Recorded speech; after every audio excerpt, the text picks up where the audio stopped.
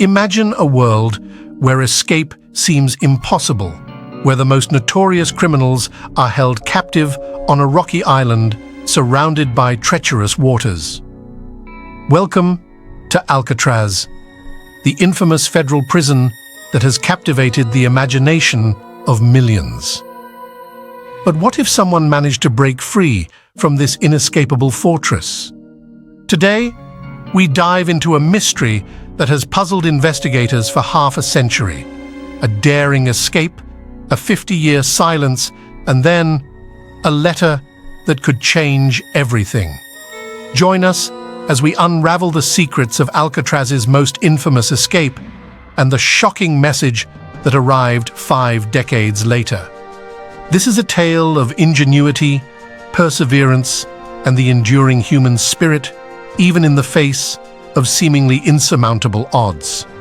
In June 1962, inmates Clarence Anglin, John Anglin, Frank Morris, and Alan West attempted a daring escape from the federal penitentiary on Alcatraz Island. This prison is known for housing notorious criminals such as Al Scarface Capone, George Machine Gun Kelly, Boston Mafia boss James Whitey Bulger from the 1970s, and Harlem drug lord Ellsworth Raymond Bumpy Johnson. Al Capone, undoubtedly the most infamous gangster in American history during the 1920s at the height of his power, also spent time at Alcatraz. During Prohibition, Capone's operations in Chicago, worth millions of dollars, dominated organized crime through alcohol trafficking, prostitution, and gambling. Capone was responsible for numerous brutal acts of violence, primarily against other gangsters. The most infamous of these was the St. Valentine's Day Massacre in 1929, where he ordered the murder of 7 rivals. Capone was eventually convicted and sentenced to 11 years in prison. Capone was convicted of tax fraud in 1931 and transferred to Alcatraz in 1934, where he spent 4.5 years in relative isolation due to his deteriorating health and mental state. Machine Gun Kelly made FBI history after kidnapping a wealthy oil magnate in 1933. He demanded a ransom of $200,000 and threatened to kill his victim if the police intervened. However, the FBI tracked him down and arrested him after a shootout in Memphis, Tennessee.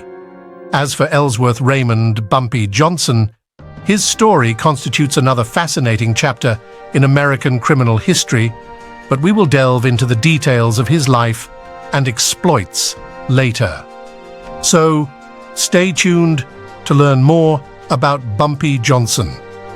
Let's begin with Frank Lee Morris, born in Washington, D.C.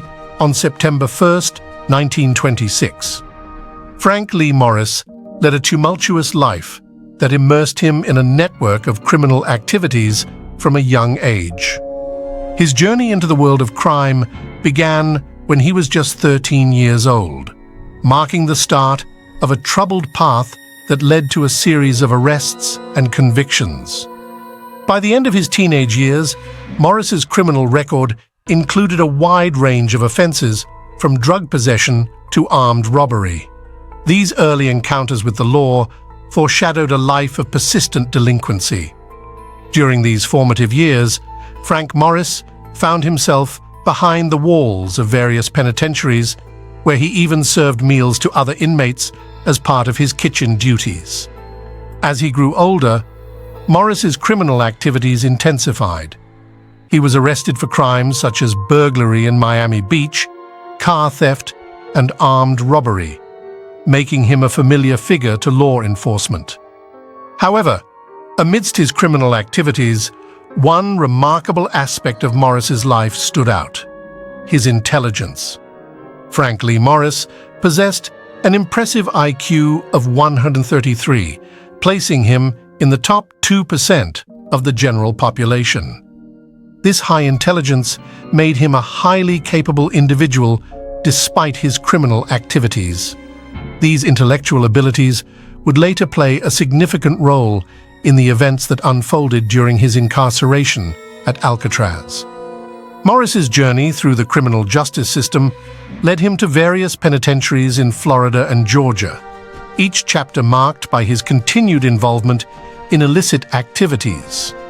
However, his most audacious act was escaping from a Louisiana state penitentiary while serving a 10-year sentence for bank robbery. This bold escape marked a turning point in his criminal career and earned him some notoriety with law enforcement. Despite his brief taste of freedom, Frank Lee Morris could not evade the long arm of the law for long. About a year after his escape, he was recaptured while committing a burglary. This time, there would be no escape, and he was sent to the notorious federal penitentiary of Alcatraz.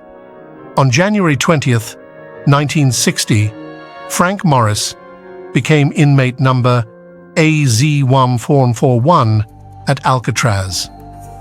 Little did anyone know that this chapter of his life would lead to one of the boldest and most mysterious escape attempts in the history of American prisons. Next, we have John and Clarence Anglin. John and Clarence Anglin were two brothers whose unbreakable bond formed early in their lives. They were known for being excellent swimmers and fearless adventurers. Once, they braved the icy waters of Lake Michigan while chunks of ice still floated on the surface. This daring feat amazed their siblings and showcased their adventurous spirit. Over the years, the Anglin brothers' lives took a criminal turn. It all began when Clarence, at the tender age of 14, was caught in the act of breaking into a gas station. This marked the start of their criminal activities. By the early 1950s, Clarence and John Anglin had teamed up to commit crimes, often targeting closed establishments to ensure no one was harmed during their robberies. Notably, they claimed to have used a weapon only once, and on that occasion, it was a toy gun during a bank robbery. In 1958, the brothers successfully executed a hold-up at the Bank of Columbia in Colbert, Alabama. This robbery led to their conviction and sentencing, with the judicial system imposing 35-year sentences, setting them on a path through a series of prisons. Over the years, John and Clarence experienced life behind bars in various institutions, including the Florida State Prison, the Federal Penitentiary at Leavenworth, and the Atlanta Penitentiary. However, their insatiable desire for freedom drove them to attempt multiple escapes from the Atlanta Penitentiary. These repeated attempts caught the attention of the authorities and eventually led to their transfer to the notorious Federal Penitentiary at Alcatraz. John Anglin arrived at Alcatraz on October 24, 1960, under the inmate number AZ-476. Shortly after, his brother Clarence joined him on January 16, 1961, with the inmate number AZ-485. The final key figure is Allen West, born in New York. West's story marks a significant chapter in criminal history. His journey began in 1955 when he was arrested for car theft. Following this conviction, he was initially incarcerated at the Atlanta Penitentiary, known for its high security and its role in housing some of the country's most notorious criminals. However, Allen West's time in prison was marked by repeated escape attempts. His attempt to escape from the Florida State Prison, where he was serving time for car theft, drew significant attention from the authorities. Due to his history of escape attempts and the threat he posed as a serial offender, Allen West was transferred to Alcatraz in 1957 at the relatively young age of 28. Upon arriving at Alcatraz, West was assigned inmate number AZ-335, joining a select group of prisoners on the isolated and notorious island prison. Alcatraz was known for its formidable security measures, including its heavily reinforced cells, vigilant guards, and its location amid the treacherous waters of San Francisco Bay. The prison's reputation as virtually escape-proof added an extra layer of intrigue to the story of any inmate attempting to escape.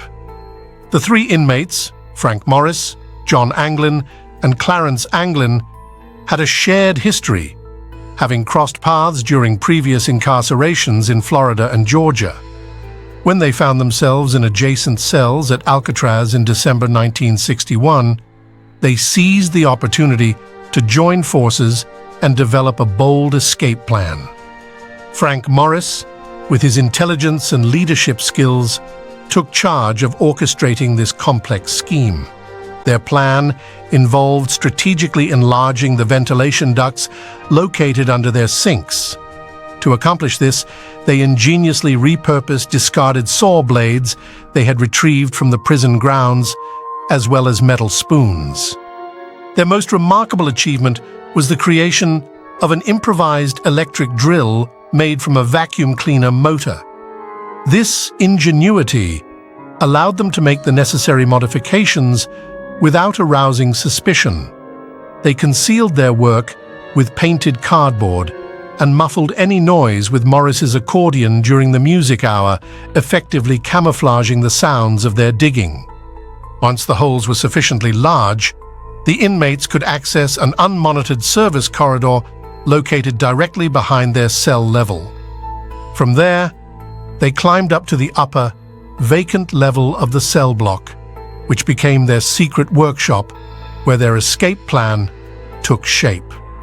They used over 50 raincoats, along with other stolen and donated materials, to craft makeshift life vests. Notably, Morris had found a life vest model in the March 1962 issue of Popular Mechanics, which provided them with crucial design information. This workshop, located at the top of the cell block, became the epicenter of their activities. It was here that they crafted the life vests, ensuring they would float and support their weight in the icy waters surrounding Alcatraz Island. While working, they carefully concealed their activities and materials, protecting themselves from the ever-watchful eyes of the prison guards. They also learned to craft a lampshade from resin based on information found in the November 1960 issue of Popular Mechanics. Additionally, they gathered valuable information on navigation aids, particularly channel buoys, from the May 24, 1962 issue of Sports Illustrated. Undeterred by their confined environment, the escapees managed to construct a large rubber raft, measuring 6 feet by 14 feet. They hand-stitched the seams of the raft and sealed them using liquid plastic they had acquired. They procured the liquid plastic from the prison workshops and used nearby steam pipes to apply heat, facilitating the sealing process. For the paddles, they improvised with available materials, shaping sturdy tools from plywood and screws.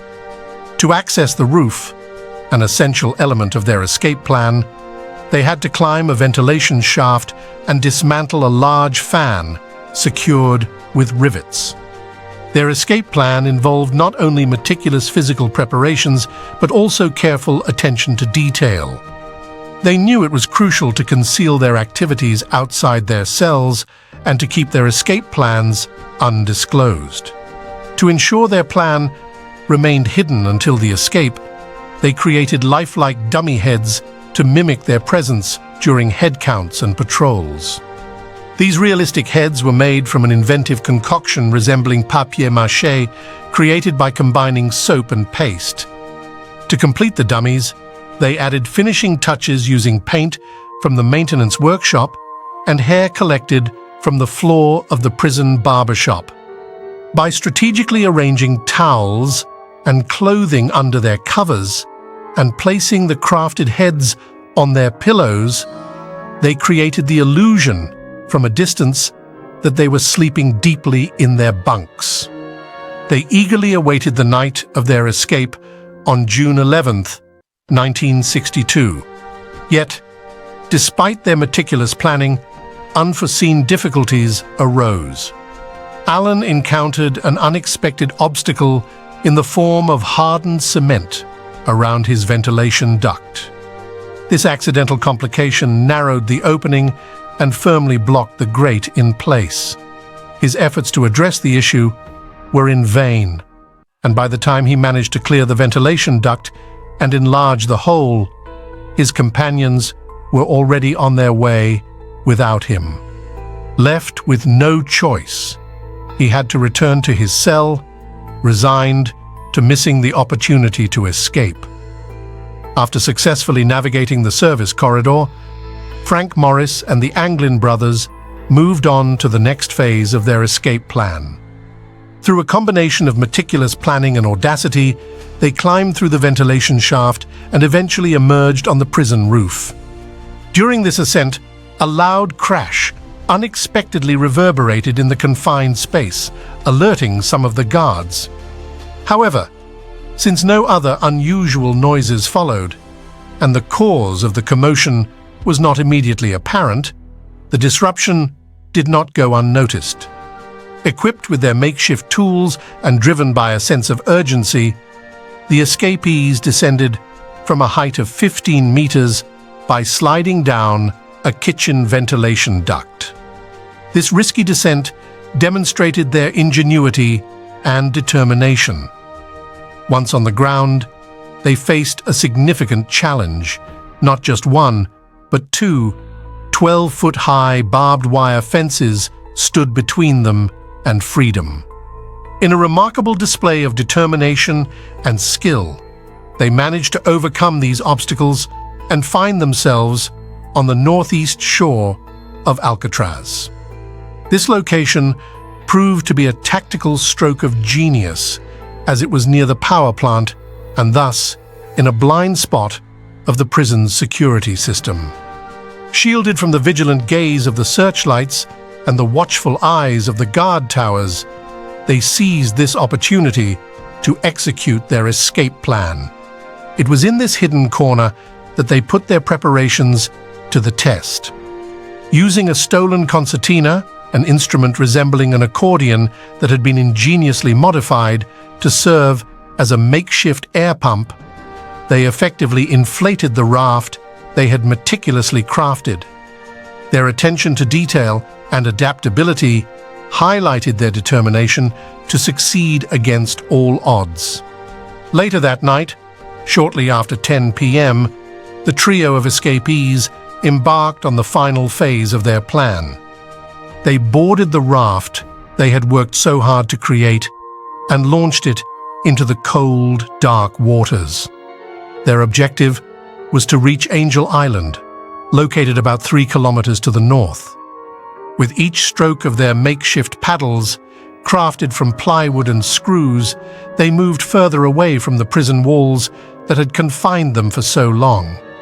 As the lights of Alcatraz faded into the distance, their journey into the unknown began.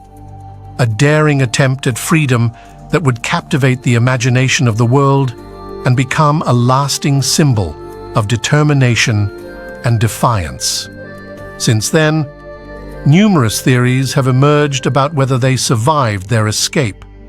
After the 3 inmates fled from Alcatraz, military and law enforcement agencies conducted a 10-day search involving aerial, maritime, and ground efforts. They discovered a paddle and a wallet containing information about friends and family. Remnants of what seemed to be the escape raft were found near the Golden Gate Bridge, and an uninflated life jacket from the same raft was also discovered near Alcatraz Island. However, no further evidence was found.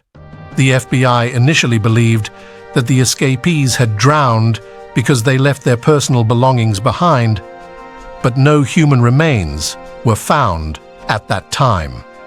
A month later, a ship spotted a body floating in the water near the Golden Gate Bridge. The body was recovered later and reported in October. However, the local coroner, Henry Turkle, doubted that it was one of the escapees, believing instead that it was someone else who had jumped from the bridge.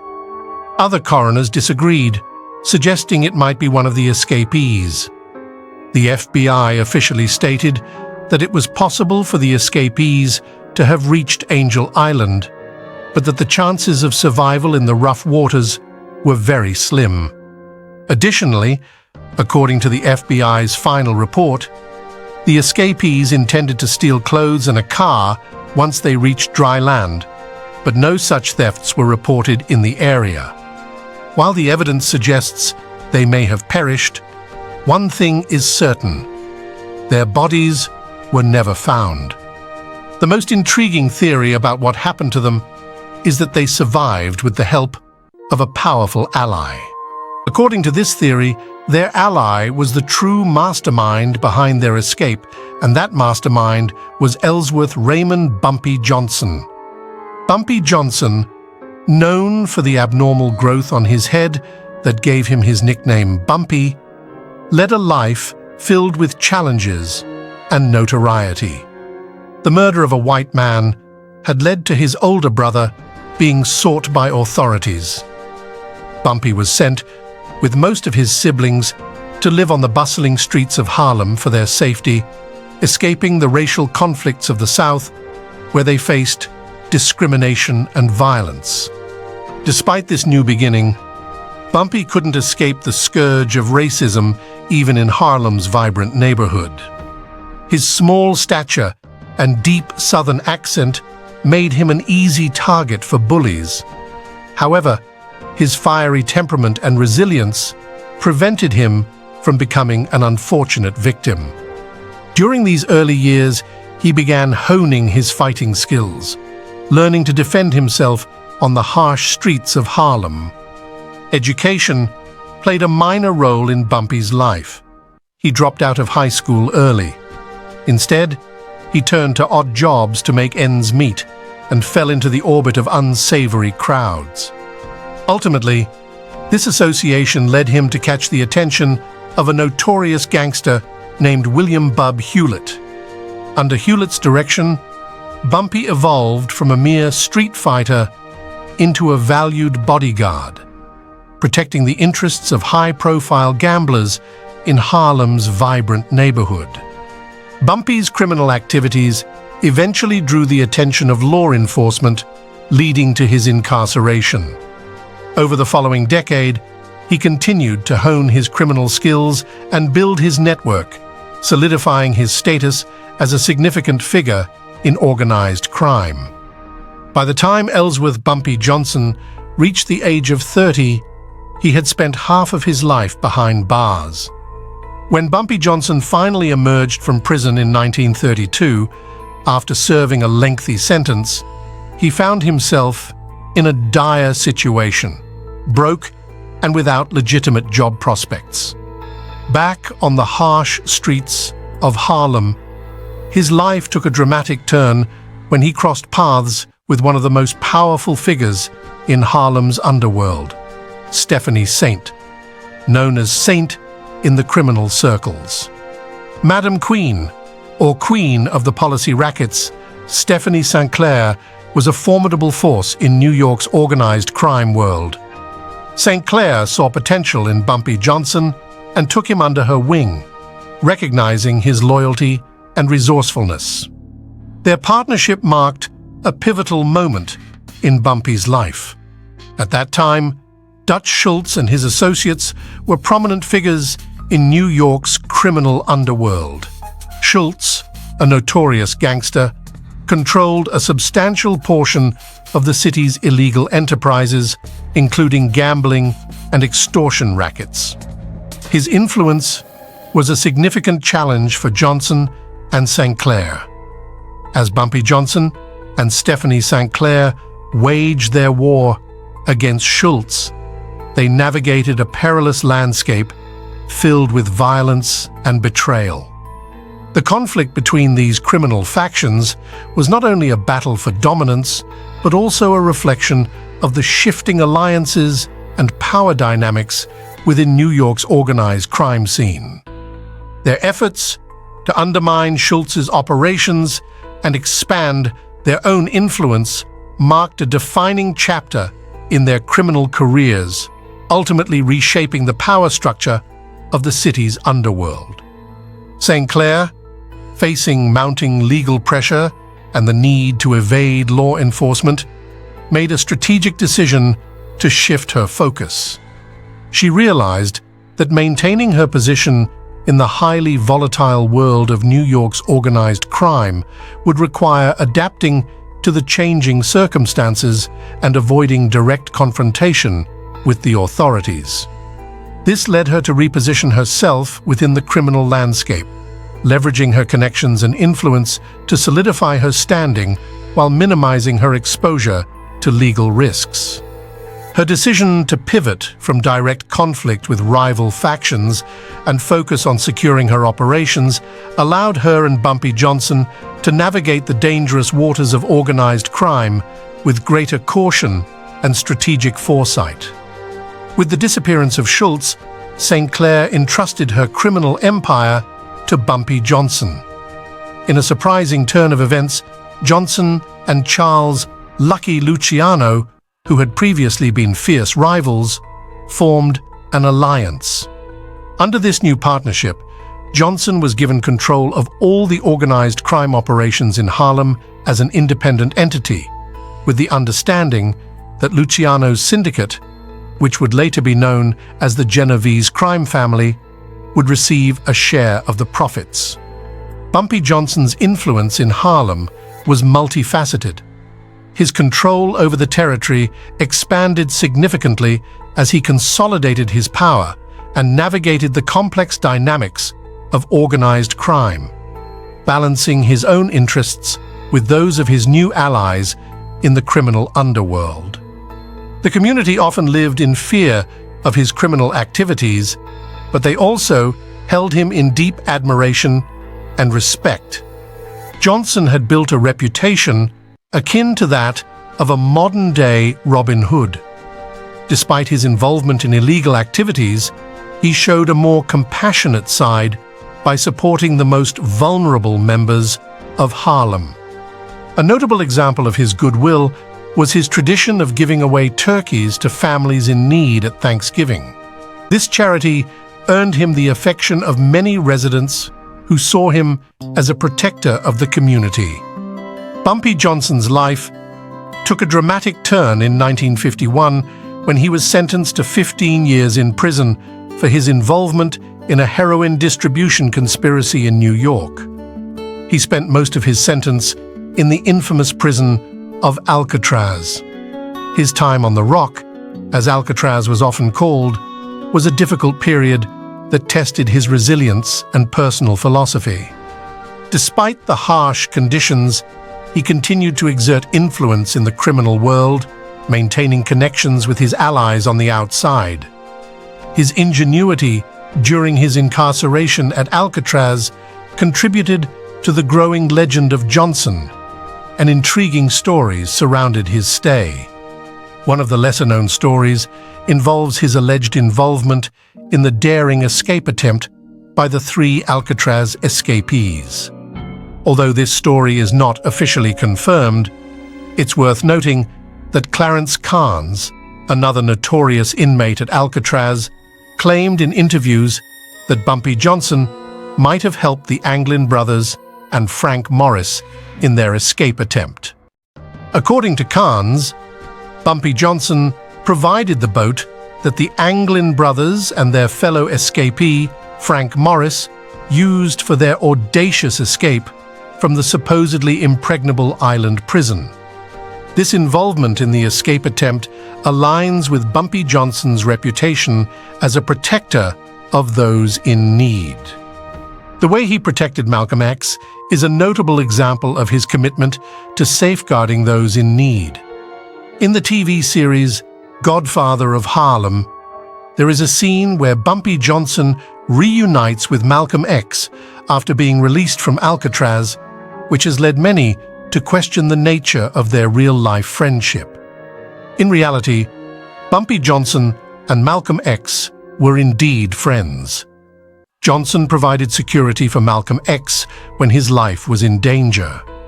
Although the exact details of their friendship are not extensively covered in Malcolm X's biography, their collaboration in the face of threats underscores the depth of their relationship.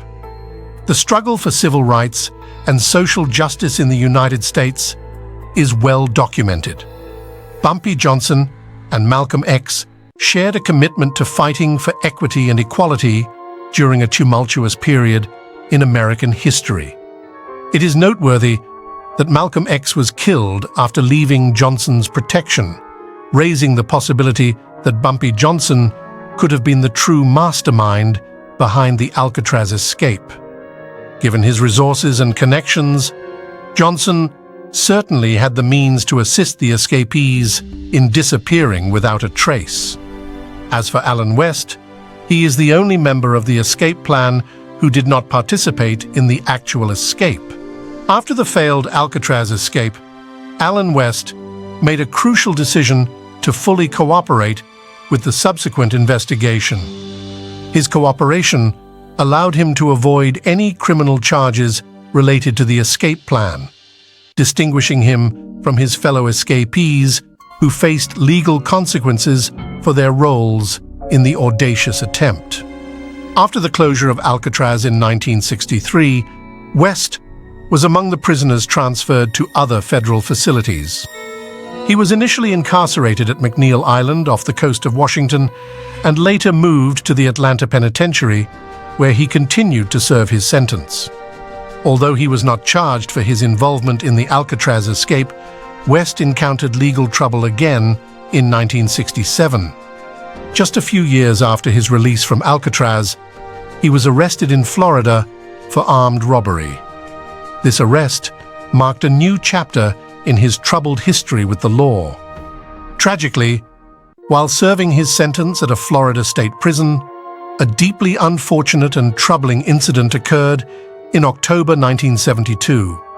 West became involved in a fatal altercation that resulted in the stabbing death of another inmate.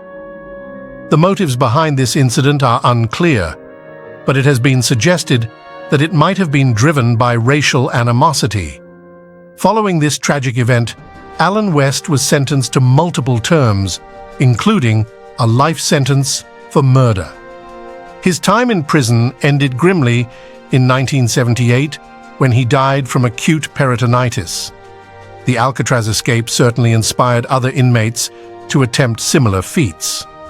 For example, on December 16, 1962, an Alcatraz inmate named John Paul Scott devised his own plan. He crafted water wings from inflated gloves and bravely swam a distance of 2.7 nautical miles, approximately 3.1 miles or 5 kilometers, from Alcatraz to Fort Point, which is located at the southern end of the Golden Gate Bridge. On that fateful day, at precisely 5:47 a.m., the Alcatraz authorities realized that an escape attempt was in progress. John Paul Scott, determined to escape from the inescapable Alcatraz, had plunged into the cold and treacherous waters of the San Francisco Bay. However, this escape attempt did not go as planned. Shortly after his escape, the audacious Scott encountered a significant setback during his desperate bid for freedom. Unfortunately, he broke his ankle, which prevented him from continuing his escape. Aware of the dire situation he was in and the immense pain caused by his broken ankle, Scott had no choice but to abandon his escape. Only 20 minutes after the alarm was raised, he was recaptured. The capture took place on a small rocky formation known as Little Alcatraz, located just 100 meters from Alcatraz Island itself. It is interesting to note that while Scott's escape attempt was brief, He managed to evade the initial search efforts conducted by the Coast Guard in the bay. Scott had successfully remained hidden, momentarily leaving the authorities perplexed and questioning his whereabouts. At 7:40 a.m., the military police at the Presidio received an unexpected call from a group of 4 teenagers. They had come across a conscious man under the imposing structure of the Golden Gate Bridge at a place known as Fort Point. To their great surprise, this man was none other than John Paul Scott. Scott's condition was dire. He was suffering from severe hypothermia caused by the frigid waters and the exhausting ordeal he had endured. It appears that the outgoing tide had carried him a considerable distance from Alcatraz to this location, approximately 3 miles away. After being discovered and rescued by the teenagers, John Paul Scott was quickly transported to Letterman General Hospital, where he was treated for his injuries and hypothermia. Once his physical condition was stabilized, he was swiftly returned to the confines of Alcatraz, where the reality of its inescapable reputation became undeniable once again. Before John Paul Scott's audacious escape attempt, everyone believed that swimming away from Alcatraz was a nearly impossible feat. The formidable challenges posed by the San Francisco Bay made this idea entirely plausible. Firstly, the temperature of the bay's water in December, when Scott made his attempt, was around 12 degrees Celsius. This icy water alone represented a significant threat to anyone trying to escape.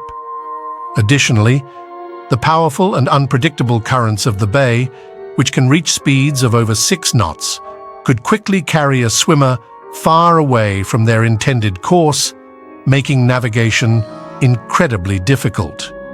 Furthermore, Alcatraz was surrounded by treacherous waters, dotted with razor-sharp rocks lurking just below the surface.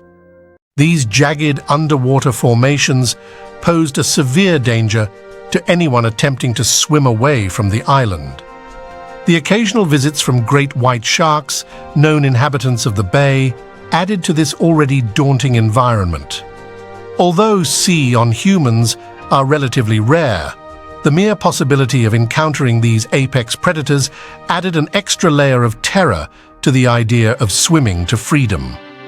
The prison guards, well aware of these formidable natural barriers, used them to discourage inmates from attempting to escape.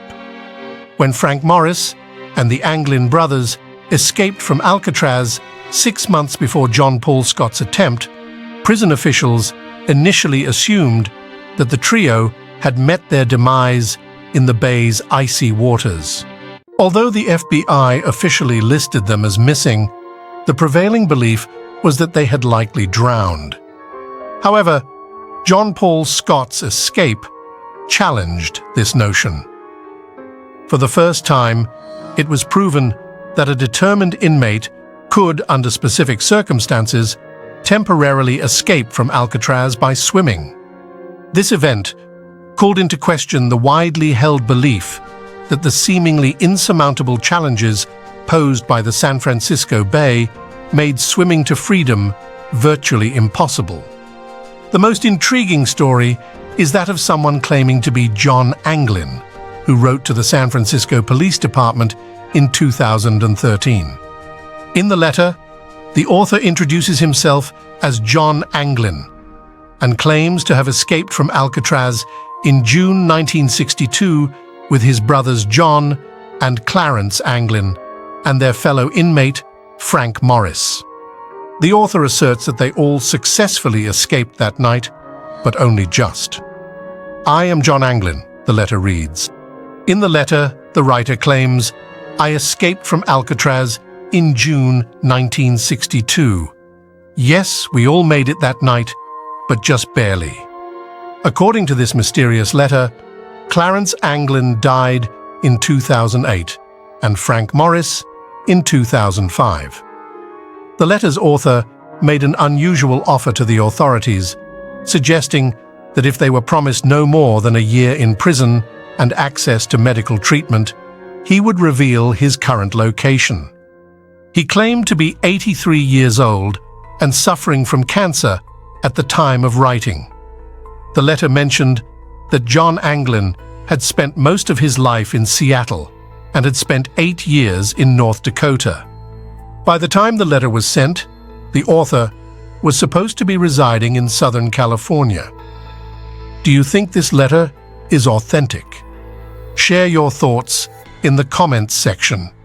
If you enjoyed this video, please don't forget to like, subscribe, and hit the bell icon for more gripping tales from history's underworld.